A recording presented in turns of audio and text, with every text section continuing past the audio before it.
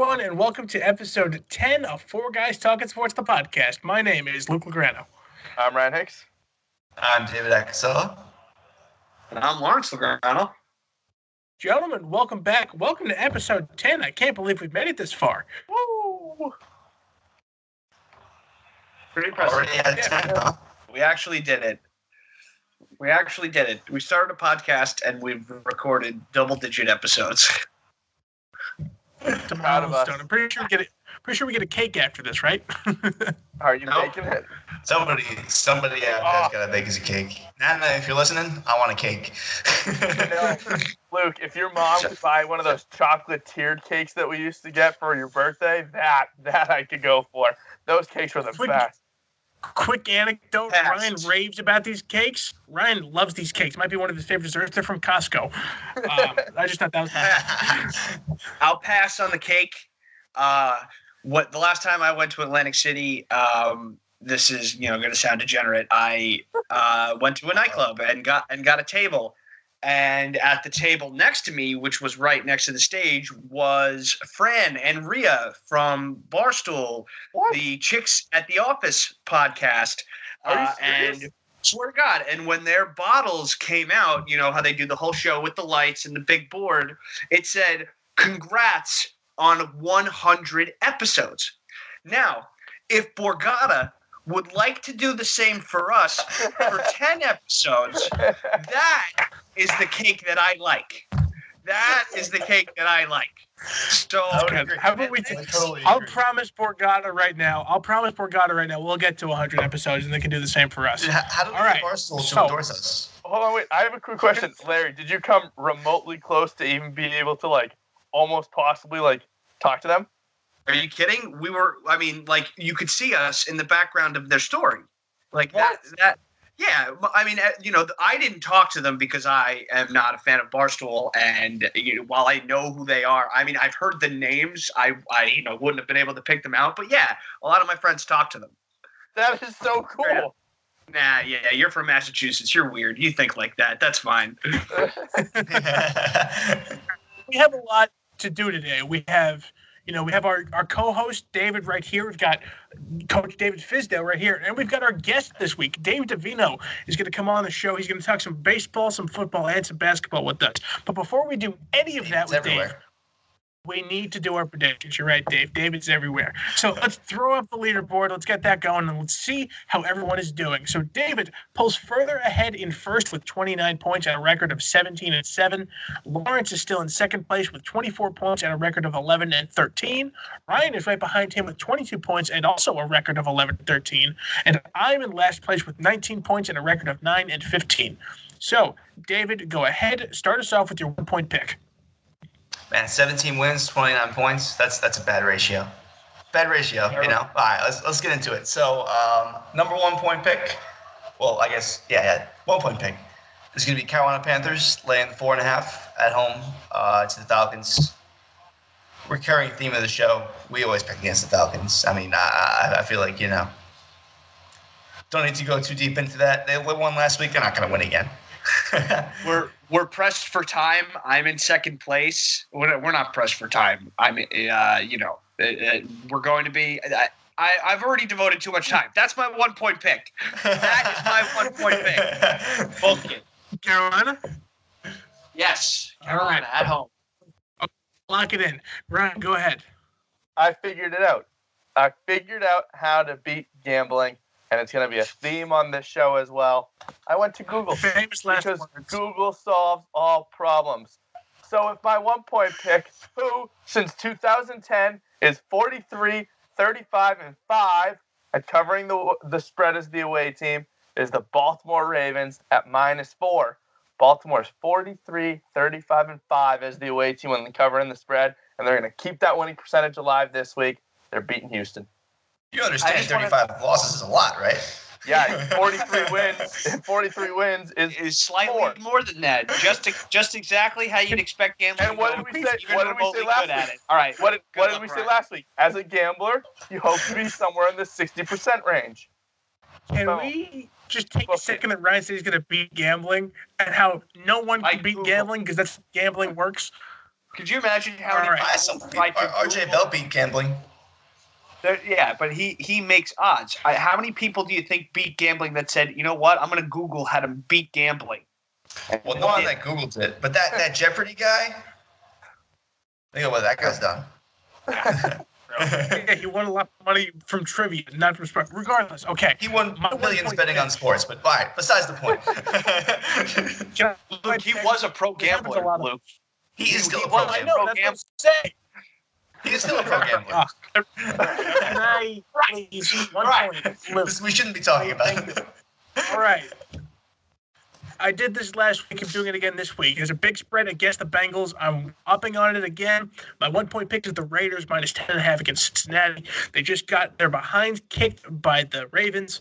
The Raiders are not as good as the Ravens, but I still think they're a very good team. And the Bengals are trash. So I'm going to do it again. I'm not going to switch them, and we're going to stick with the Raiders. David, 2 point pick. Go ahead. The Bengals are effectively tanking for Joe Burrow at this point. So my 2 point pick is going to be a team that I've taken now 3 weeks in a row, actually, in the Buffalo Bills again. Playing, I believe it's 6 down in Miami. I can tell from your reaction that we have 2 of the same picks again. Yes. Great minds thinking alike, man. You know, I mean, you're going to have a winning record by the end of the year if you keep doing that. Just not going to catch me in points because, you know. So, yeah, I mean, Miami won 2 in a row, but they're actually still an awful football team on paper, and they're not going to win 3 in a row. And winning by a touchdown for Buffalo is, I mean, I know there's that Miami factor because they all go to the club the night before, but still, I think they can win by a touchdown for a team that they're just bound to beat the rails and fall off a cliff at some point. Lawrence, do you want to go ahead? It's my 2 point pick. Lock it in. That's it. Poor kid. I thought I had bad luck being the last person every week, but Lawrence seems to have it really big. Ryan, go ahead. If you have my 3 point pick, I'm leaving. Just get out. Ryan, go ahead. Well, what was that? I thought you guys said that you enjoyed my away team stats so much that you wanted to hear stats about an underdog. Well, sure. I'd be happy to share with you that as an underdog, Pittsburgh is 29-18-3 against the spread since 2010. Well, that is the third place team behind just the Pats and the Saints who have better records against the spread as an underdog. So there's your underdog stat, and as a result, I'll be taking Pitt at +3 at Cleveland. Right, you know, the spreads are different every week, right? Like, I can't hear you over the sound of my stats. Continue, Luke. Lawrence and David, can you tell me who replaced Ryan with a character? Because this is someone like him. I'm a little nervous. Maybe I should call Mrs. Hicks, check up on her. Oh, it's the birthday. Child. Huge happy birthday shout out to my mom. Not 100% sure if she listens, but huge happy birthday shout out to my mom. if she does, now she'll know. Yep. And I guess my birthday present to Mrs. Hicks, since I didn't know it was her birthday, didn't get her anything, was taking her football team. So my 2 point pick is going to be the Patriots minus 3.5 at the Eagles. I think I'm on the road favorite train now. I'm taking them more and more every now and then. And the Patriots are a fantastic team. The Eagles, they're not catching them, as that man eloquently once said about Nelson Aguilar. So I just think this is a mismatch, and I think the Pats are going to have an easy time in Philly, giving it 3.5. All right, David, take it away. 3 point pick. All right, 3 point, the big one, the one that I generally lose every week with. Is going to be Pittsburgh Steelers in Cleveland getting 3. Vegas has capped the Steelers and the Browns as equal, which seems a little hairy to me. I also thought that was weird last week when they did it with the Bills, and it ended up being a push, which is a loss for our purposes. The thing, though, is that most people usually want to go with home teams on Thursday night, but I think that's more of a myth. What you really should be looking for on Thursday nights are simply run offenses because you only have 4 days to prepare for that defense. And the Steelers, with a backup quarterback and a very good offensive line, run a pretty simple offense. So I think it'll be effective in Cleveland tonight. We record on Thursdays. I don't know if the game started yet or how deep into it we are at this moment, but we'll check into that later. Yeah, and now RJ Bell has called taking Pittsburgh the trap game of the week, so we'll see how that pans out for you, David. Lawrence, go ahead. 2 point pick. Wow. David, you have now taken my 3 point pick. Luke, you have. I'm taking the New England Patriots laying points on the road against the Philadelphia Eagles. And I will give no analysis this week because that's how I'm feeling about this. Lock it in. I'm sorry, pal. I didn't mean to. All right, Ryan, give us some fun stat about Sunday evening games when it's cloudy and a 40% chance of rain. Go ahead, lay it on us. I'm sorry, what was that, Luke? I thought you asked me what team has the best record against the spread coming off a bye since 2010. Well, since you asked, that would be the Patriots, who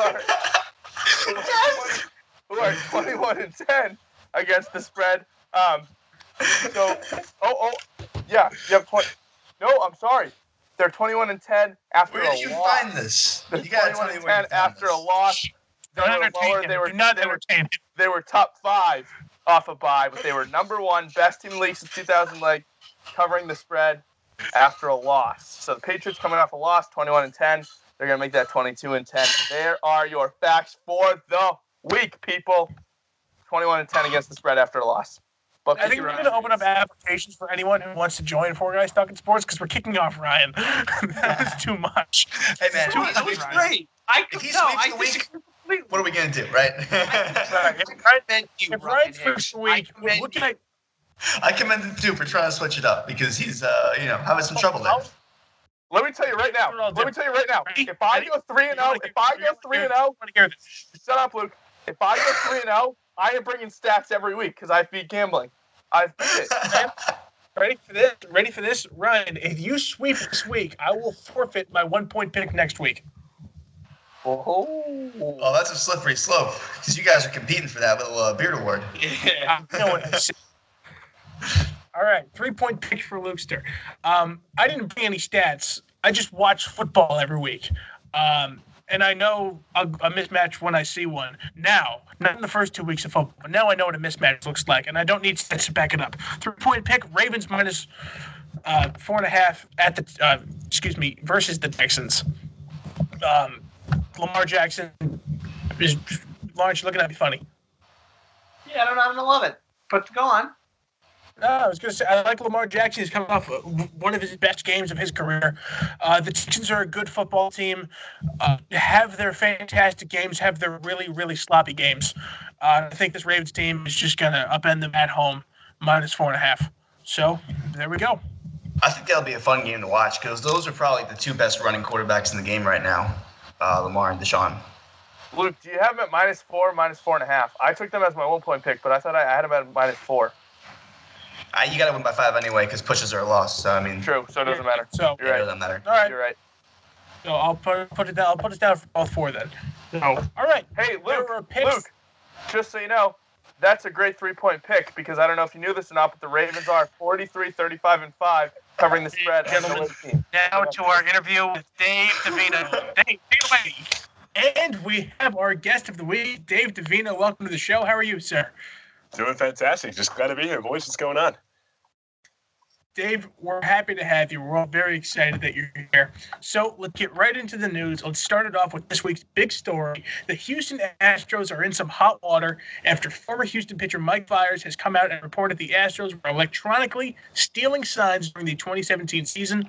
The Astros reportedly had a camera in center field set up on the catcher, and that would feed into a TV in the tunnel where they would bang on a trash can to decipher what pitch is coming next. The Astros are under investigation by the MLB, but no team has been punished for sign stealing since the Red Sox in 2017 with the Apple Watch incident. So there's a lot to unpack here. So, David, start us off. What are your initial thoughts on this entire situation? So, honestly, I'm David, right? Just making sure. Yes. When I first heard this, I kind of thought it was a non-story because, stealing signs is like part of baseball. And I didn't know that there was a rule that explicitly says you cannot use technology to do so. I'm under the impression right now that there is a rule that says you cannot do that. So the rule is that you can't use technology to gain an advantage in real time. So real time is the real kicker there for stealing signs. So the fact that you're doing it in real time, okay.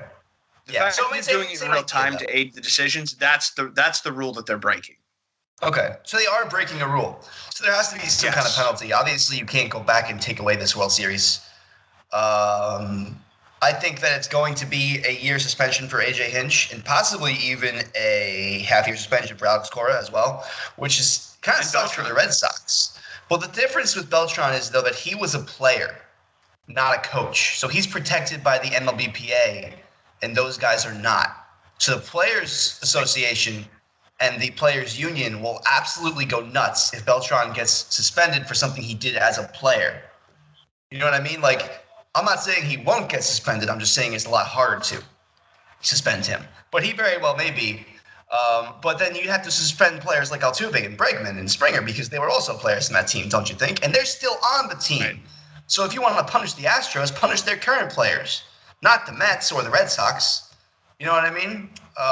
So it kind of gets sticky. Cora was a coach on that team, so he wouldn't be protected by the MLBPA again. And it's not that it's impossible. You just have to jump through a couple more hoops. The commissioner can't just say, oh, yeah, Beltran's suspended the way he can for Hinch and Cora. No, I think this is all very fair. Yeah. Go ahead, Luke. No, I was just going to say there's so many finite details in this entire scenario. And there's so many little things that people need to look for, you know. Has been cleaned up is the big one. And that's the thing that people are unsure about. Now, people have been saying that the Astros have cleaned it up. There's no evidence of it in the 2018 season, no 2019 season. But that's where we have to find out in the investigation, because that's the number one thing people are scared about is how much did this continue and how did it change? And it's been said in the report that The Athletic published, this is not a single-team issue. The Astros are not the only team to electronically steal signs. But they got caught.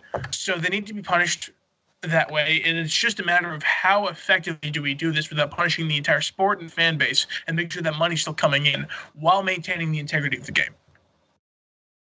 Dave, what do you think? Well, apparently the Nationals were really worried about the sign stealing. I don't know if you guys saw, there was a report that came out, I think it was today, that the Nationals apparently had, because obviously teams, when there's a runner on second base, they go to a different set of signs so that, you know, it's more difficult to steal the signs. But apparently the Nationals ahead of time had created 5 different complex sets of signs for each pitcher and created laminated note cards that they gave out to all the catchers to wear, almost like a quarterback wears the plays on their arm. And they were able to switch up the signs through these very complex signs, and they could switch between different sets of signs. This is all in the World Series, of course. So, I mean, I'd like to hope that the Astros stop doing this technological sign stealing after 2017, but it seems at least that the Nationals worry about it. So, I don't know if that was just, them being overly cautious, or if that is, there's some more merit to it. But I think there is merit to it because, like you said, you hope they stop doing it in 2017, right? Well, so here's where it gets sticky, because if they keep doing it, now just in baseball with player turnover, there are people leaving the Astros organization in 2017 that know what's going on and know what they're doing, right? And that's kind of the way that Mike Fiers came out. Yeah. In the initial report in The Athletic on Tuesday, saying, just wanted to let these kids know that this stuff is actually going on and it can cost you your job, so you better be prepared. So, Dave, I think it absolutely has merit, and I think teams were going in to games with those complex signs, knowing that something like this might be up. It wasn't just one player, and I think, like I said before, a really important point. What do you do in 2017, right? Like, let's say Beltran had played another year. I don't have a real life example of someone who left that team after the 2017 season, because I haven't looked at the roster. They know what the Astros are doing. They know they had to systematically change it year over year over year if they wanted to continue doing it. It's just there's a fickleness to it that I don't know if the MLB is ever going to uncover. I just, for some reason, I can't imagine this investigation getting too deep and them being able to really figure it out. John Boy has done some really incredible stuff on Twitter. If you don't follow John Boy Media on Twitter, he's done a ton to go back into old game footage and kind of listen to some of the stuff that people are accusing. Dave, excuse me, we're going to have this problem. Did you see that John Boy uncovered today the whistling that they were accusing the Astros of when Aroldis Chapman was pitching?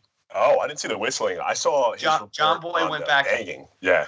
Yes, the banging. So he released a video today that was Chapman on the mound in the 9th inning, and them laying into breaking balls, knowing exactly it was coming from the So the whistling, because that was a whole report, obviously, a whole issue. Everyone was making fun of the Yankees. They're they're hearing whistling. They thought it was funny, but I guess I haven't seen that video yet. Yeah, it's good, and I'm gonna do something that I really shouldn't be ever doing in my life, but I'm gonna defend the Yankees for just a hot second here, Okay. Because everyone's outraged that Yankee fans are pissed, and I think that's dumb because I think at the root of it, they are the biggest market in the world, and they went through the most gut-wrenching playoff series loss of their past decade in 2017 in the championship series, where every game was decided at home. So I think they have a reason. I think they have a reason to be the loudest about this, and we should get off Yankee fans' backs because at the end of the day, it is what it is. And the Astros won that series, and however they did it, that's how they did it. Like David said, you can't take this away. But, I mean, I understand why there's salt emanating from the Bronx and those that are involved with the Yankees. And if I can jump in really quickly, we're going over these splits on the Michael K. Show today. It's Tyler Talk Sports, who's at Sports Talker 1 on Twitter. He broke down the home and away splits for the Astros in the 2017 World Series, and they are so different. He did 6 players. I'm only going to go over the big 3. But to make it known, the only player who performed just as good, if not a little better, away in the 2017 World Series in the Astros was Gurriel. But listen to this. Altuve, at home, batting average 472, OBP 513, slugging 1,028. Away, 143 batting average, 268 OBP, 229 slugging. Correa, home, 371 batting average, 421 OBP, 743 slugging. Away, 211 batting average, 231 OBP, 395 slugging.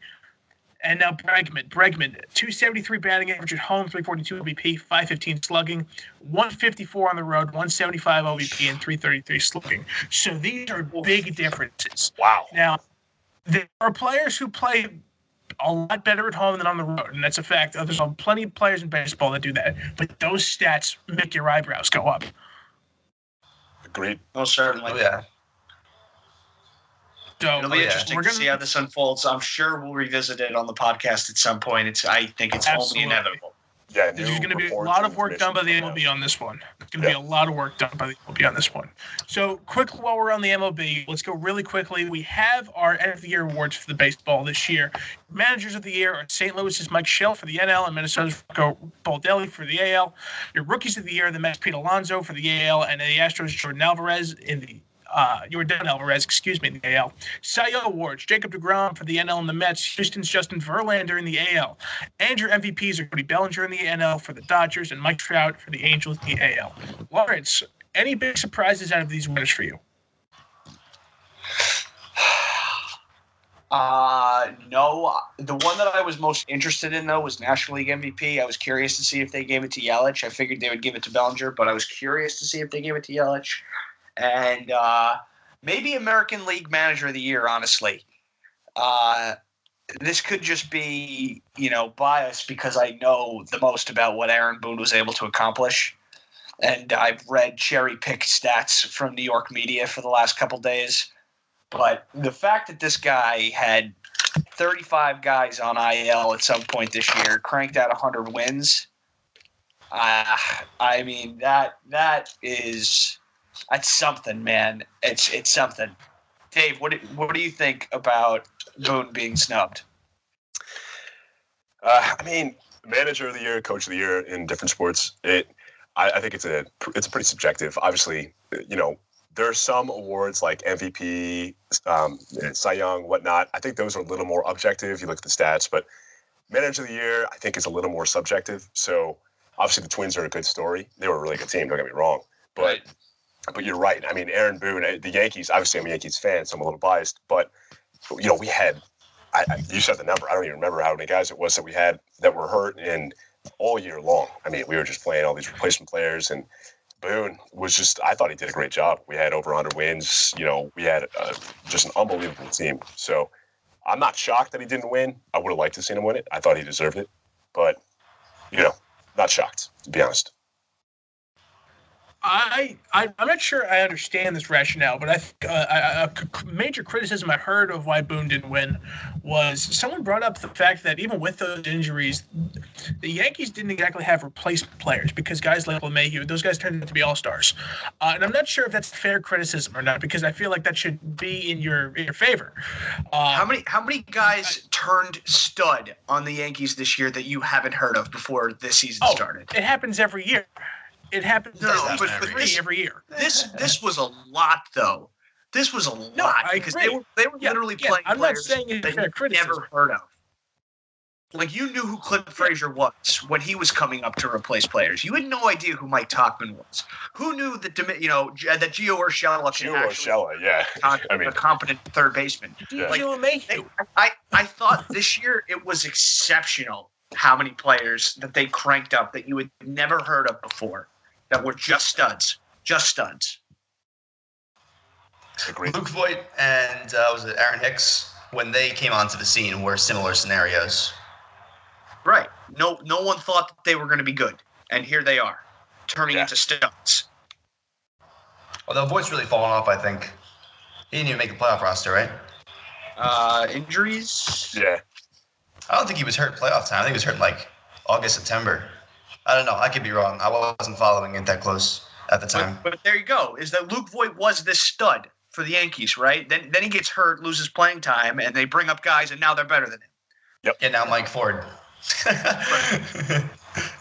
Crazy. All right. Do you hear that? Do you hear that? Do you hear that? I think that's baseball talk being done for the summer or the winter. I'm gonna remind Ryan that Jacob deGrom won his second Cy Young in a row, and Pete Alonso won Rookie of the Year, and now we can stop talking about That You is guys it. gotta be psyched about that, huh? That is it. We are done. It's the two be psyched shining about it. lights. The two shining lights of this organization, man. It's really And I'm cool, so Dave, happy but like... kept this conversation going because Ryan's blood is boiling right now. I don't want to talk about anything that is baseball. Remember last week?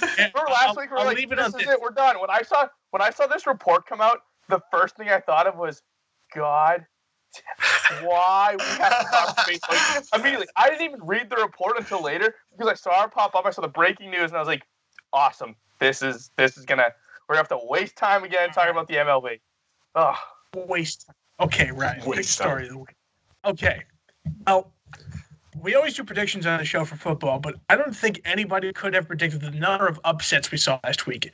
Week 10 seemed like a bizarro world, with a number of underdogs coming out on top. Just to name a few, the Falcons, the Dolphins, the Jets, the Titans, the Browns, the Seahawks. A bunch of teams came out on top that were not supposed to win their game. Ryan, I'll let you start us off on this one. Out of every upset last week, which one surprised you the most? it Come on, Browns has were to the be favorite, the though. Falcons. We'll get into that. What? The Browns were a favorite in that game. They were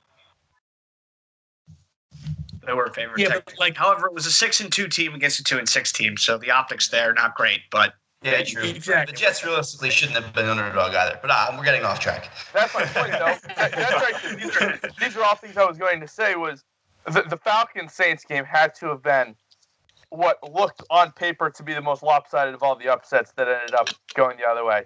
I didn't even put a thought into checking the score of that game until I realized that the Falcons were winning. So that has to be the most lopsided, like, on paper game that turned upset. No one saw that coming. The other ones, like, you get like Jets Giants, like, really that was a coin flip. Like, I could have seen that game going either way. You cannot tell me the same about that Falcons game. No, not at all. Is everyone on the Saints train here? I think so. Yeah, it's got to be, right? But here's the thing. The Chiefs. Here's the thing. Even about with the San Fran thing, like, Wilson's on fire. Like, that team is playing well. The Falcons are not. There is nothing good about the Atlanta Falcons. We talked about it for 5 weeks? I think 5 weeks in a row, or 4 weeks in a row, we all picked against the Falcons because they were that bad. Yep. Like at least you have Russell Wilson, who's in MVP talks right now, and an offense that's playing well. Like, that at least makes some sense. The Falcons winning that game made no sense. Yeah, it made no sense. I agree with you completely. And Luke, to counter your Chiefs point, I don't think anyone knew the Falcons could win this game. I think we all knew that the Chiefs' defense is bad. You know what I mean? We all knew that the Chiefs' defense can cost them games because it's happened already. Patrick Mahomes threw for 450 yards and lost. So crazy he lost to Ryan Tannehill. Not crazy the Kansas City defense lost the game for the team. Tennessee Would also you has say- probably a top 5 defense. And no one knows it. Looking at it. Yeah, no one Oh, knows not true. Not true. I picked them like week 2 and said something about their defense. I'll find the clip. I was on this defense the first 2 weeks of the season. Do not say no one picked that.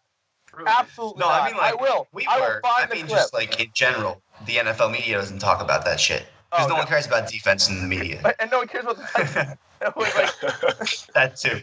that's not making a storyline. Lawrence, would you say that this Colts loss takes a little bit of the sting out of the Jets loss against Miami?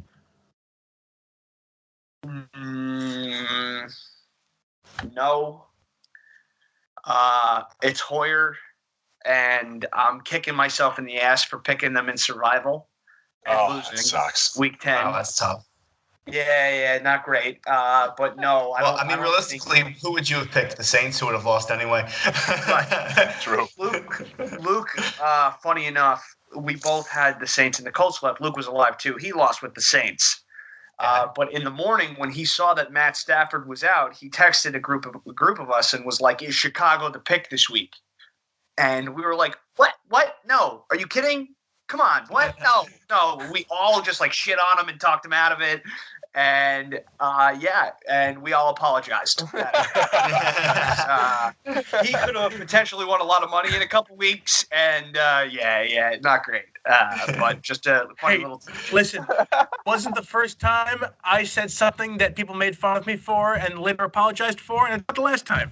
So, True. wait till episode 11 of Four Guys Talk Sports. We're not going to get. All right. Well, we have our friend Dave here for a reason. And Dave, we brought you on this week so we could discuss some NBA. Let's go. Specifically coming out of New York. So the Knicks are off to their worst start in franchise history, which prompted Knicks president Steve Mills and GM Scott Perry to hold a press conference voicing their displeasure for the season, seemingly putting a lot of the blame on head coach David Fizdale and alluding to the fact that he's on the hot seat and doesn't have much time left with the team. Now, Dave, you're a basketball guy. How much of this whole situation really falls to David Fizdale, and are the Knicks truly underperforming their expectations for the season? So, to be honest, the Knicks didn't have great expectations coming to the season. I think their over-under was like 27.5 wins, something like that. But I actually picked them as a long shot to make the playoffs this year. They had some low-key good free agency signings in the offseason. No huge names. I mean, the biggest name was Julius Randle, who I guess probably the average NBA fan might not even know who he is, but he's a power forward, really good player. Anyway, they had some solid free agency signings, and so I had a good feeling about the Knicks coming into this year. And of course, they haven't looked very good, but they've had some key injuries. You know, Dennis Smith Jr., not an injury, but unfortunately he lost a family member, as did Reggie Bullock, one of our offseason signings. And so neither of those players who would be starters and or key rotation players have played yet. Dennis Smith Jr. just started playing. But, you know, so we haven't had a full squad. We've had some injuries, and, you know, we have underperformed. That is true. But R.J. Barrett, our rookie, has looked pretty solid. And, you know, it's still a long season ahead. I think that the GM and president were, you know, I think overreacting a little bit, to be honest. I think I like Fizdale as a coach. I think he was great in Memphis, and everybody loved him. He's the players' coach, of course. That's why the Knicks hired him. And so I personally like him. And the Knicks apparently they all backed him. They went to the front office and said, hey, listen, we want this guy around. Don't get rid of him. We're not ready to get rid of him yet. But apparently the groundwork has been laid for him to be fired. So it's not looking good for him. But to say I'm not disappointed would be wrong. I am definitely disappointed in the start. But I do have somewhat high hopes for the rest of the season. I think we can come together. I just need the front office to stay behind the coach, because I think Fizdale should stay, and I think he's good so far. So I don't think that your prediction for the Knicks was a hot take on a larger scale either, that they could potentially squeak into the 8 seed with the players that they got. I don't think that. You think it's no, I saw that. There's one talented player on the basketball team. That's not true at all. And Mitchell Robinson's been hurt too. Thank you very much. I know everyone memed us to death by signing 4 power forwards, but I think Dave's right. I think there were key role players that were signed this season, competing in the weakest East of all time. I mean, it's truly bad right now. I don't think that was a hot take. However, Dave, I want your opinion on if you think Perry and Mills are safe. So apparently they're not. From what I've heard, Dolan is not happy. Of course, Dolan is one of the most temperamental owners in all of sports. James Dolan, that is. No. That guy is just a nut job. He's got to go. In my opinion, he's the main problem with the Knicks. I just want him gone. But apparently he's not happy. To his face, he'll throw you out of the stadium. Yeah, exactly. And last year. So, yeah, that guy's a nut job. So apparently, obviously, he's not happy. So I don't think their jobs are safe, to be honest, even though I think they've done a fine job. Like I said, I like the offseason signings. Of course, we didn't get the big free agency names like Durant and Kyrie like we're trying to. But I think they've done a solid job, and they have great backgrounds. They come from the Pistons during the championship teams. I think that was Perry and I forget. But, these are good guys. I think they're great basketball minds. So I would not be happy if they were fired. But that being said, I don't think their jobs are safe. No. Interesting. I would expect Fizdale to be gone. Yeah, and I think that's a crime, though, because here's the thing. I don't think that the Knicks ever had a shot at being a playoff team. And I think when it comes down to it, I expected the 4 big free agent signings, Portis, Morris, Randall, and Gibson, to be 4 whiffs. I really did. I thought we'd need to rely on Robinson, Trier, Knox, and RJ. RJ's been phenomenal. Marcus Morris has been very good. Julius Randle, I'm assuming he's a fine player. I haven't really seen much out of Gibson. He's been bad. But, he's been real bad.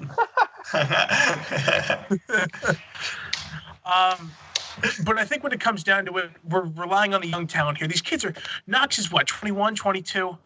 Not even. Not even. I don't think He's 20, RJ's 19. Yeah. Neil Keane is a bad basketball player, but the kids, again, can't even legally drink yet. What are you going to do? There's so much being asked of this young team, and 4 power forwards. What do you expect out of them? So of course you're going to be bad. But the players really like David Fizdale. I think he's really trying to work with trash. It's really easy to work with trash and blame it on the trash. Hello, Adam Gase. How are you? But I just think that the Knicks are a bad basketball team, and there's no way of framing that any other way. But I think that even though they're off to the worst start ever, there's some promise with this team. I don't so much. Weird. Go ahead, David. Sorry. So I don't so much look at it as Fizdale being at fault for this. It's just that your team is so young and you're completely rebuilding, and you're going to have another top 5, maybe top 3 pick this year. You don't want the old coach and his mentality, for a lack of a better word, being toxic in that locker room. You want to start new. You want to start fresh. Something the Jets didn't do with Darnold's, and you're seeing it blow up in their face now because they're trying to do it too late with Gase. When you start over with a new set of players, you got to start over with a new coach too. You need everyone fresh. You need everyone on the same page. You're going to probably come in with Cole Anthony next year in the top 3 pick. I don't know what's going to happen to Nikina, but he's an awful point guard, as you were saying. Cole Anthony looks like a stud. So you're going to have 3 very good young shooters in Anthony. Well, I guess Knox may not be a shooter, but same idea. Anthony and Barrett are going to be sharpshooter studs. That's assuming the Knicks get him. You want somebody new. You don't want this guy that's been berated by the media, almost hated by the city. And he's going to be a toxic personality to the ball club and the fan base and everything around him. I think that's a fair point. Yeah. I don't know. The thing that worries me is that this team is like really bad, really, really bad, and that maybe Fizdale needs to go. I mean, they are one Bobby Portis revenge game away from the worst start, of all time. I mean, they're getting blown out by 20, double the times that they can win a basketball game, and their upcoming schedule is not good. Their upcoming schedule is not good. They're playing bad and they're losing so poorly. I mean, that's what scares me about Fizdale. He could be rah-rah and everyone could like him, but I don't know. I'll tell you what, though. They're winning right now. I have the game on in the background. They're up through one quarter against the Mavs. So. There we go. Yeah. Dave, if you were at Madison Square Garden tonight, would you have booed Kristaps Porzingis? I would have worn his jersey and booed him. How about that? Love that. I love that. Well, I think now is a good time to transition from news to questions. So we had our question of the week. David, this is one from you. You asked the lovely folks at home which position they think had the most impact on a game's result: the quarterback, the starting pitcher, or a goalie in hockey. We got 17 responses. So for quarterback, we had 7 different people. We had John Franklin, Matt Chandler, Justin Cerise, Tom Kamel, Chris David, Joe Bertolami, and Holden Lewis. Starting pitcher, we had David Lowe, Dan Acasella, John Maggio, Mr. Lucarano, our father, Chris Miranda, Sal Fachcola, and our guest David Davino also said starting pitcher. And for goalie, we only had 3 people. We had Justin Paskin, Michael Parr, and Kyle Calhoun. Now, Dave, I'm going to start with you because in your answer, you said starting pitcher, and it's not even close. You want to start us off, Dave? Yeah. So I think quarterback right away has to be knocked out of the conversation. I think it's either pitcher or goalie, in my opinion. Yeah. But for a pitcher, you can, as a pitcher, you don't have to rely necessarily on anyone else on your team. You can do it all yourself. I mean, obviously the catcher plays some part in calling the signs and catching your pitches. But if you're hot, if you're throwing great pitches, nobody's going to hit you, and you don't even have to worry about your team being good at defense or fielding the ball or making good throws across the diamond. You don't have to worry about any of that. If you're throwing strikes and you're getting strikeouts, then you can pitch 9 innings. You can throw a no-hitter. You can throw a perfect game. A goalie, I think, is honestly, I thought about it a little more since I gave my response. I think it's a little closer with a goalie because I think they kind of are along the same vein where even if you have a bad team, if you're an outstanding goalie, you can get hot and you can just stop every shot that comes your way. But to me, still, it's got to be the pitcher, in my opinion. I just think that they can just dominate a game, unlike any other player in any other sport. David, this is your question. Do you want to start? Or after Dave? Excuse me. Sure. I would share the same sentiment of absolutely throwing quarterback out of there. I honestly didn't even want to be part of it. I just thought that, we wanted to expand the question a bit because, there's not that many hockey fans out there. But I went with goalie because I think starting pitchers don't always stay in the game the entire time. Now, if you go out there and you throw a gem, you are going to stay in the game. I also looked at it just as a pitcher has to throw strikes. And no matter what he does, no matter how great the pitch is, if it's in the strike zone, it can be hit. So you're now dependent on that batter missing. The goalie has to react to the shot that comes to him. So he is the reactor as the batter is the reactor to the pitcher and the hockey player shooting the puck. So I think being the reactor is a little more important, but it goes to show with both positions that if you don't give up a run or a goal, your team cannot lose. If a pitcher does not give up a run, it's impossible for the team to lose. Goalie, if that piece of rubber does not get behind him, it's impossible for his team to lose. Quarterbacks, it's impossible for a quarterback to do something that guarantees him a win because there's 2/3 of the game he can't touch. And you can be a bad quarterback if you have bad players around you. I mean, you can have all the skill. Exactly. You can be the best quarterback on the planet, but if your team is not good, you will not perform. Yeah, well. I mean, if the 5 of us are your O-line in the NFL, you're going to lose. I don't know about you guys, but I can't see myself blocking Khalil Mack. No, I go run us over.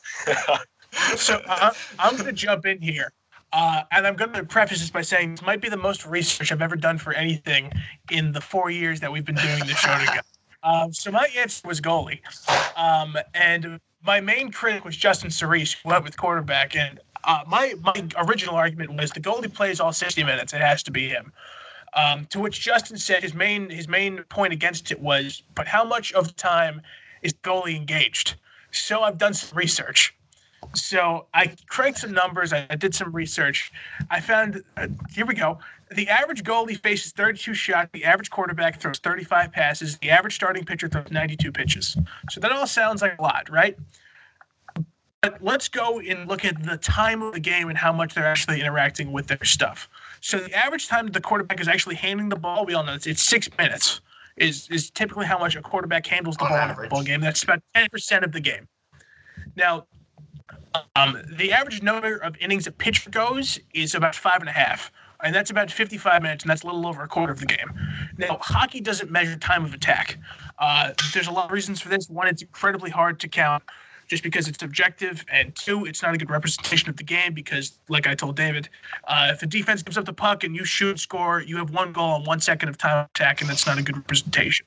But what I did find, exactly, what I did find is that the average scoring sequence is about 12 and a half seconds.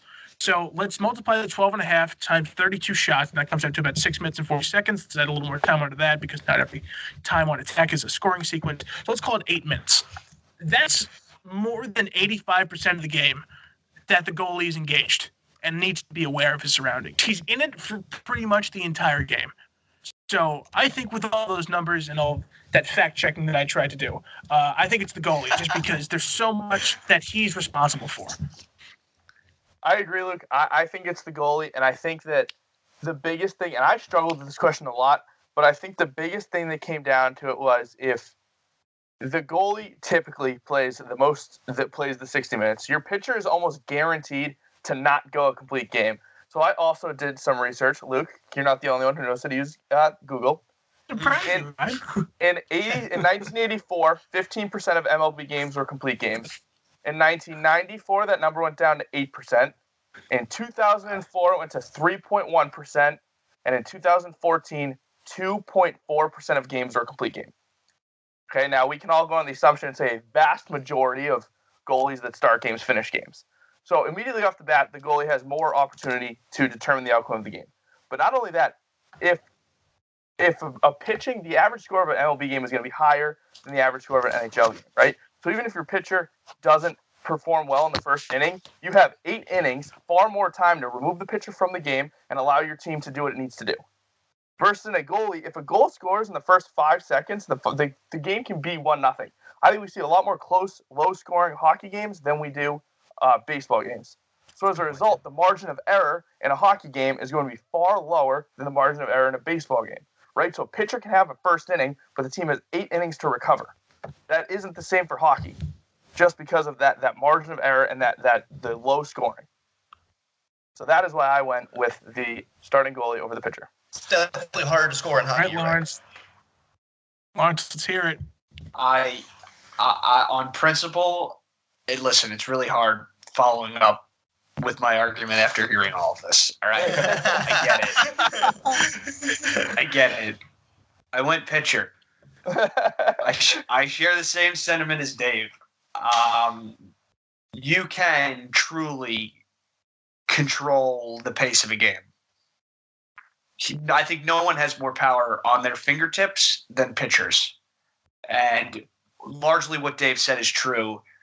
If you're dealing, you are touching the ball every play. And you will not come out of the game, and you will win for your team. But I don't know. I didn't use Google, so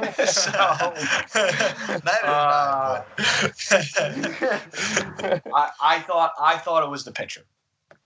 Honestly, Steven Strasburg is a great example of your argument, though. I think it's really close between pitcher and goalie. Yeah. That's why it's such a great question, because it really could be either one. They both have such an impact on the outcome.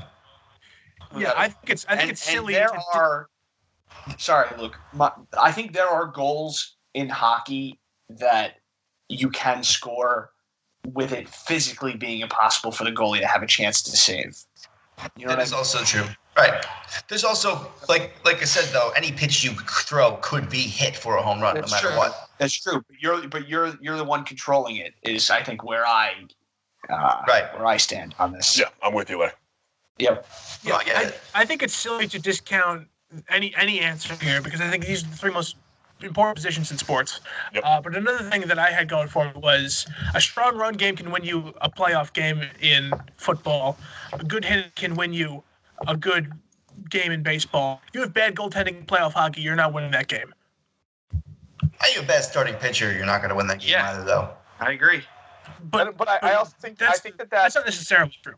I think that though is why football is the hardest one to argue for, is because you can spend an entire week game planning around a bad quarterback. You can't, you know what I mean? Like that. Like if you know your quarterback is below average, you can game plan around that. Oh, I know. There's still defense and special teams that he doesn't touch, though, which No, is I know. just That's what I'm- becomes a whole that's different what part I'm of the game, That's why I I think think the quarterback is so hard to argue for, though. Is you can The game reason we plan didn't around include not being good. basketball here, too, though, is that would hands down be the winner.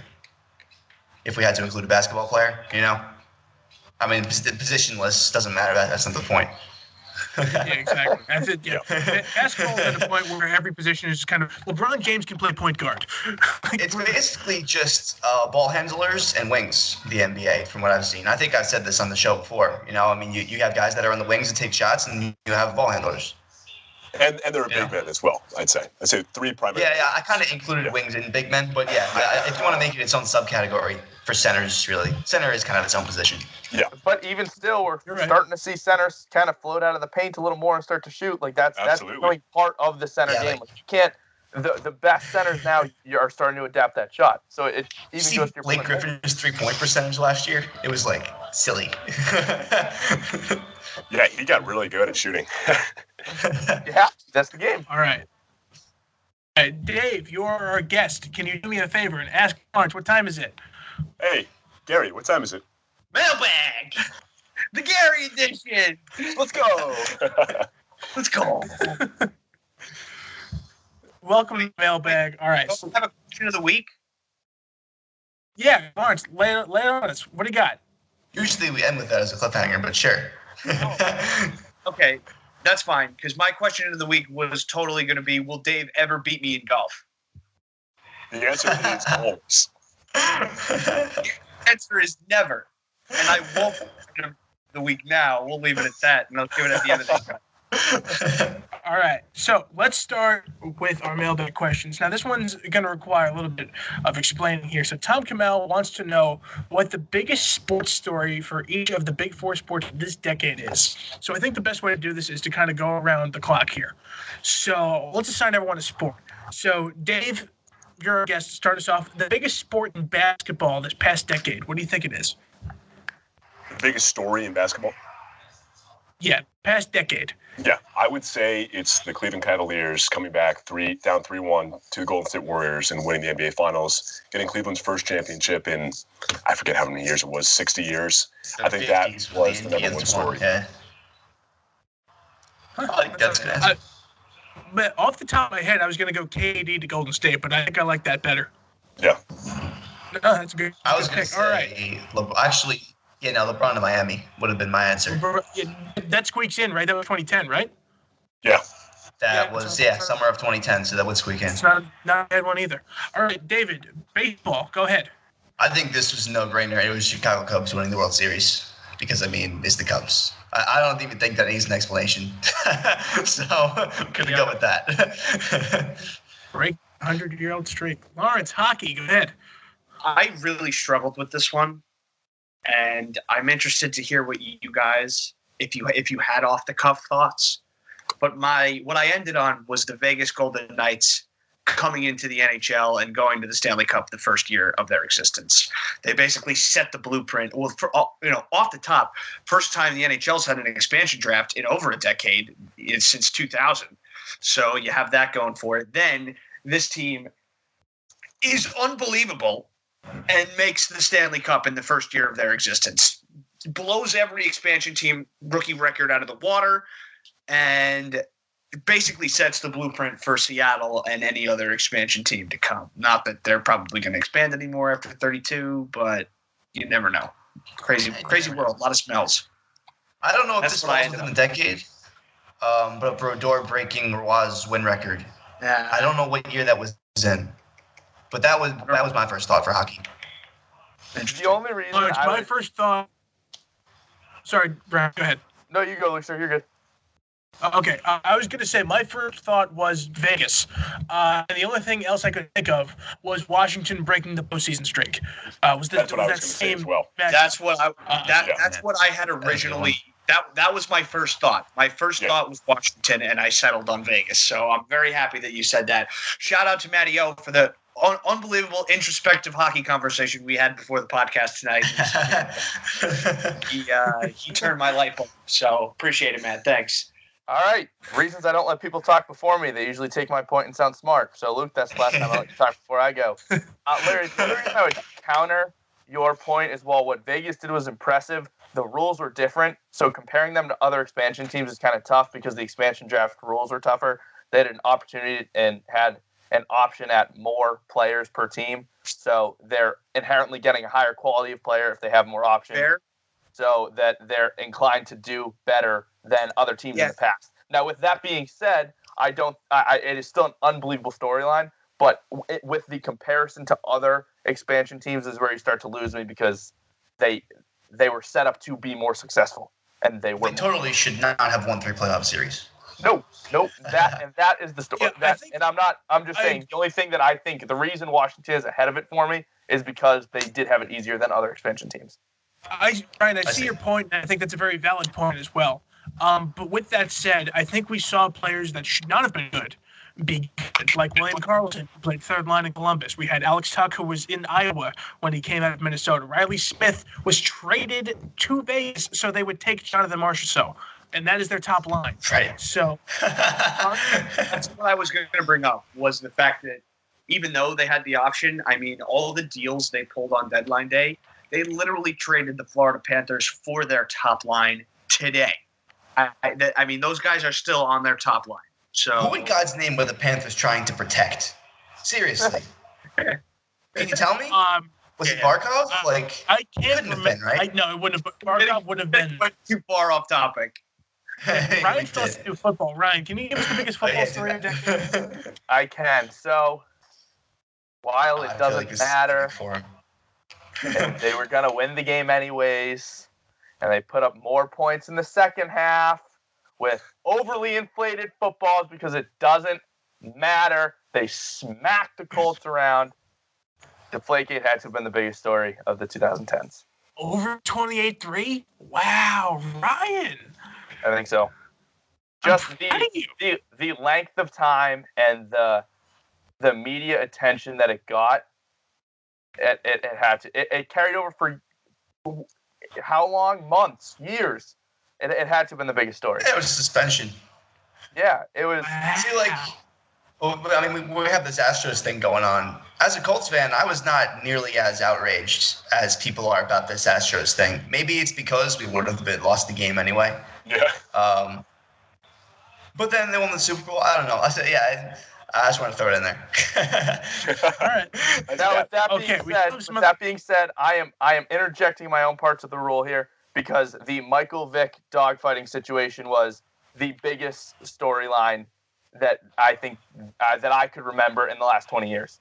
It was. That's fair. When I first read the question, my first instinct was the Michael Vick situation. I don't think anything comes close to touching a second as far as how big that story was. So before we move on real quick, a little bit of NBA news just broke. I don't know if you guys saw it, but Carmelo Anthony just signed a non-guaranteed deal with the Portland Trail Blazers. Oh, wow. I just got through on the phone. Oh, my God. News on the podcast. No way. So that's kind of cool. I figured we had to at least throw that in there, too. I saw All right. That is awesome. Real quick, Cool, first right? thoughts. David Lawrence, go ahead, rapid fire. First thoughts. Well, I think Melo is obviously no longer a starter or even superstar in this league. I think he could excel, though, as a bench player, as like a 6th, 7th man. The guy can get buckets. I mean, he can score from anywhere on the court. So I think that's a great signing as long as he buys into being a role player and not, one of their starters or best players. absolutely great, and that was really his downfall, and why he maybe kind of sort of got blacklisted from NBA teams, because he's good enough. He is good enough to play on an NBA team. There's no denying it, but especially the story this year that came out with Chauncey Billups kind of like trashing his locker room, mentality. That really sucked. It was really sad to see, but honestly, he handled that like so professionally. Gave the interview to Stephen A. about trying to be better, and he still believes he can play. And I think Portland could be a great opportunity for him because A, they're built to win. B, they're kind of having some problems early in the season. Yeah, they're stinky right now. They are, and I think a lot of that Hassan Whiteside hasn't been playing well. It's really just been Dame carrying the team. So I think there could be opportunity. And Luke, when you said that, I went over the moon. I'm absolutely thrilled. So happy that he's back. Agreed. I'm so happy for him. Very nice to hear this. We love Melo. I love Melo too. He's a great player. Yeah. I put Carmelo Anthony up there as one of my favorites of all time, if not my favorite. But real quick, before we move on to our next mailbag question, TMZ Sports saw Carmelo Anthony last night and asked him if he'll be back in the NBA this season, to which he answered 2,000%. So I guess he knew TMZ got the sure. first. So good on I'm TMZ. sure they had the negotiations going. We need some mailbag. So Chris Dallariva wants to know, is it still okay to steal signs without video? Of course. Yeah, Definitely. Chris, I'm going to go ahead and say it's that's good baseball if you can figure it out. High school coaches everyone do on that. Little league coaches do that. I did it. I was 12 the first time I got told how to steal a sign. 100%. Yeah, no, that's part of Little League strategy. No joke. Yeah, it's good baseball. Yeah, okay, we're on the same page there. All right. So Robbie Schreiber wants to know, Chase McLaughlin missing the game-winning kick in overtime for the 49ers. Could he not handle the pressure, or is he a low-average kicker? He totally just choked. Do you see the hook on that? That's not on talents. That's nerves. He nailed it to go to overtime. He clearly had the ability to do it. He just messed up. Did you guys see Booger just absolutely rip him in overtime? Booger spews a lot of nonsense. Tons of nonsense. That guy. It makes for good TV, though. Yeah, it does. Nah. It was better when he was in his big machine thing. His big Booger-mobile. No Booger. The Booger Buggy. I'm out with no mobile. Dude, it's better than having Jason Witten up there. Much. Jason Witten back in the NFL was the best thing to ever happen to Monday Night Football. All right. We got a long one here. We got a big one here. So Kyle Trush has this to say. With Verlander narrowly beating out Cole for the Cy Young, I can't help but notice that the silence from noted national baseball writer and BBWA representative Kate Upton is deafening. After being so outspoken about the Cy Young Award in the past, is it possible that Upton's bias for men who take casual mirror selfies and mom jeans has clouded her judgment and effectiveness as a Big J journalist? Does anyone have anything to say to that? I guess I appreciate the writing for his question. I clearly put a lot of thought into it. So I'm happy that he took, more than a 5-second time to dedicate some thought to the show. And anyone who does that, I appreciate. So thank you. A+ for research. Yes. An effort. Agreed. I think it's a hilarious meme. And, never mad when I see Kate Upton in the news. That's all I'll say. Thanks for the question, Ash. We appreciate you. All right. Jeff William wants to know, what sets apart Lamar Jackson from RG3 and Tyrod Taylor? He's better at running. Yeah, that's good. He's healthy, and RJ3 wasn't. He's also healthy. His knees are intact. Ryan, love you coming at it from an orthopedic standpoint. I really appreciate that. Yeah, that's good. It's always on my mind. That's our guy. Lamar is just way more effective as a runner than any quarterback has ever been. And it's not even close. Michael Vick's the only thing that's close. Okay, thank you. Oh, my God. Yeah, Michael Vick was the one, but Lamar shattered Michael Vick's record in 6 games for rushing yards in the season. 6 games he beat it. That's unbelievable. There's 10 more. Come on. I guess we'll just have to see if he gets to that level or if he becomes RG3 and Tyrod and is not starting in the next 5 years. So it's a wait-and-see kind of game, but obviously it's looking good. His health is the determining factor, I think. Yes. 100%. The RG3 won Rookie of the Year his rookie year. We don't forget that. And then in that playoff game that season was when he suffered this injury he never came back from. I would even say this, that there's going to come a point where he gets injured because quarterbacks who play this game get injured, and that's just a matter of fact. It is after he gets injured, can he change his game to where he needs to be to stay healthy in a way that someone like Russell Wilson has. Russell Wilson came onto the scene, running the football, running the option, and running it a lot. And he got hurt and has now had to change it. And he still moves around in the pocket, and he still elongates plays, and that's what makes him so good. but he knew that he couldn't cross that line of scrimmage for so long, and he had to sometimes just sling it out there. And he's been able to change his game to where he's able to stay healthy and still make a difference. As long as you're on the field, you're making a difference. He's able to do that. Something like RG3 won't. I think the worst take I ever had in any sport is that Russell Wilson wasn't a good quarterback back in like 2014. You thought 2014, 2015. Yeah, I was totally on the in 2015 on the train that Russell Wilson's not actually that good. His defense carried him to that Super Bowl. Mostly because people were saying to me, like, oh, Russell Wilson's better than Andrew Luck. And I'd be like, what are you, high? And I mean, look at me There now. we go. That's me. It's David. Russell Wilson's about to be the MVP, and Andrew Luck's a world traveler, probably playing golf somewhere in Cabo. Good for him. All right. Sal Paciola wants to know, what do you think the most likely repercussion for the Astros is? Well, David kind of touched on this already. I think it's a hinge suspension for a year. Yeah, That's probably it. And a fine. But I mean, they make millions and millions of dollars, so fines aren't that big a deal. Could be draft picks. Too. slaps. Yeah, draft picks is a good idea. The Patriots lost the draft pick back in Spygate. Yeah. Yes. So, They you know, were I don't run know. through scenarios on the Michael K show today of how to punish the Astros, and nothing sounded good. So I can't wait to see what they come up with. Just because everyone was like, "Oh, vacate the title, give up, you like sacrifice 5 wins at the season." There just didn't sound like anything was properly going to do the job that maintained the integrity of baseball. Let's say.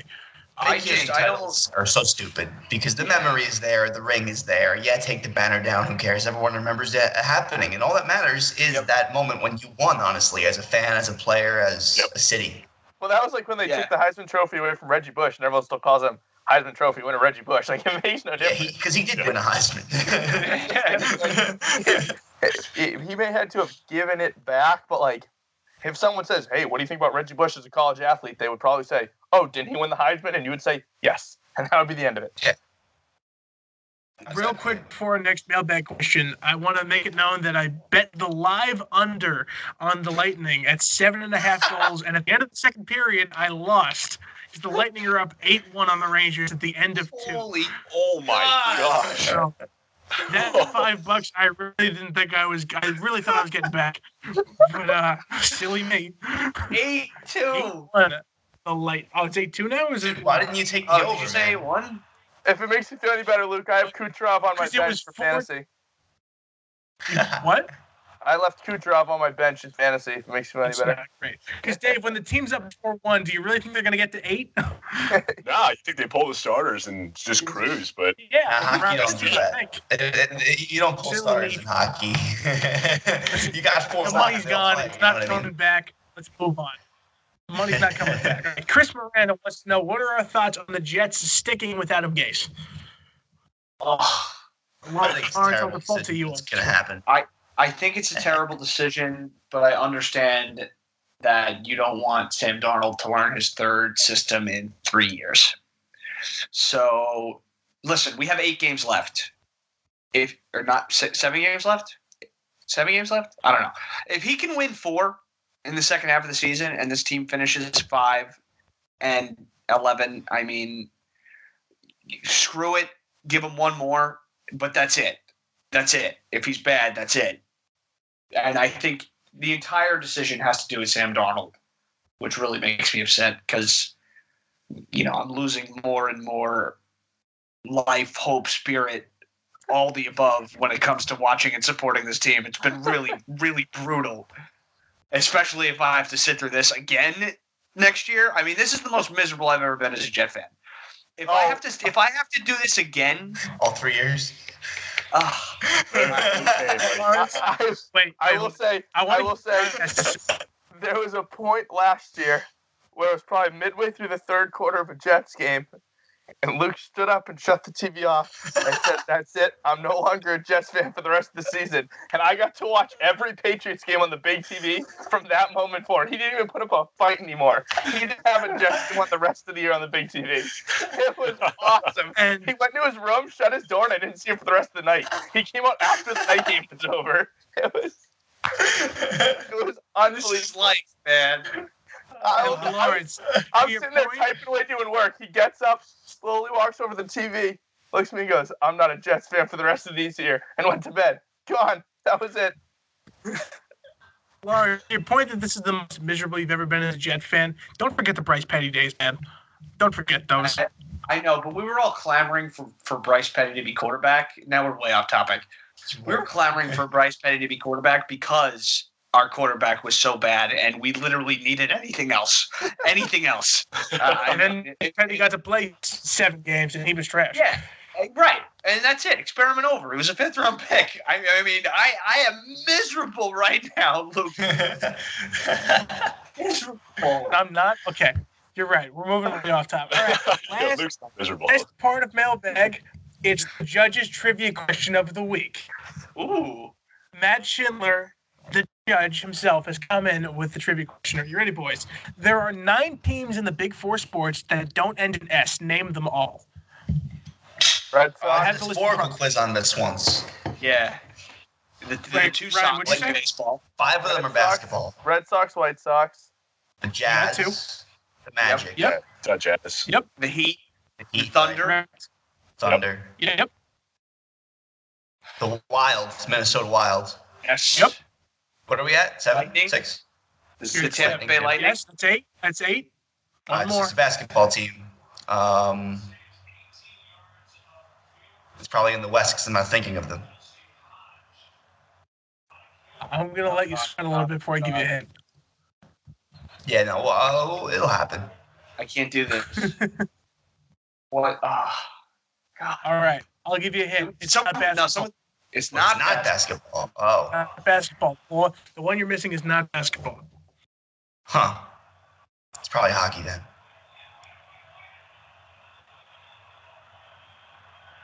You're right. It's hockey. Yep. Lightning got the Wild. There's one more. I can't do this, man. Ducks, Sharks, Knights. Yeah, you're right. I You just just go don't through like the divisions. I'm just running tell through divisions, yeah. Just Yeah, tell what us. is it? Colorado Avalanche. Oh, wow. I was in that division in my head, too. I was like... When Judge gave me the question, I missed the Heat, the Magic, and the Lightning. But there you go. Sure. The 3 I think that's the Florida first time. I think that's the first time we've been stumped. There you go. Congrats. Yeah. One point for Judge. There you go. All right. Well, We missed that question, but we actually named every single D1 hockey team in the state of Massachusetts. Yeah, we did. That was impressive. What was it? 30 sacks and 30 picks is a good one, too. Oh That was a good one. That was a really good one. and before we go, Lawrence, you promised us a question of the week. Do you have it for our viewers? I do. I have the question of the week. Now, I want to be a little explicit after I ask this question, so don't lose me. What is your favorite sports video game of all time? Now, this doesn't have to be mainstream franchise, strictly sports. I'm talking this can touch anything. If there's a sport involved, it qualifies as an answer to this question. So think cartoon games, stuff with wacky modes, and this does not just Madden, not just NHL. I'm talking all over the spectrum. If you come at me and say Mario and Sonic at the Olympic Games, I'll be a bit disappointed. Maybe you should be a little more cultured, but a totally reasonable answer. What is your favorite sports video game of all time? And so you're telling me this can be anywhere from FIFA to Razor Freestyle Scooter on the N64. Absolutely. 1,000%. All right. I'm excited to hear what the people have to say. What is your favorite sports video game of all time? All right. Judge. That's going to do it for this episode, I think. Dave, thank you so much for coming on. We loved having you. Hope you had fun. Guys, this was so much fun. I love listening to the show every week, so happy to be a part of it this week. All right. Well, Dave, thank you for coming in. Thank you for listening on Apple Podcasts, YouTube, and Spotify. Make sure to give us a like, subscribe to our channel, follow us, and make sure you're here for episode 11. That's all we got for 4 Guys Talking Sports. My name is Luke Lograno. I'm Ryan Hicks. I'm David Axella. And I'm Lawrence Lograno. And I'm Dave Davino. Yeah! There you go. Yeah. Gentlemen, thank you so much for listening. Thank you again. We'll see you next time, and take care. Spay and neuter your pets.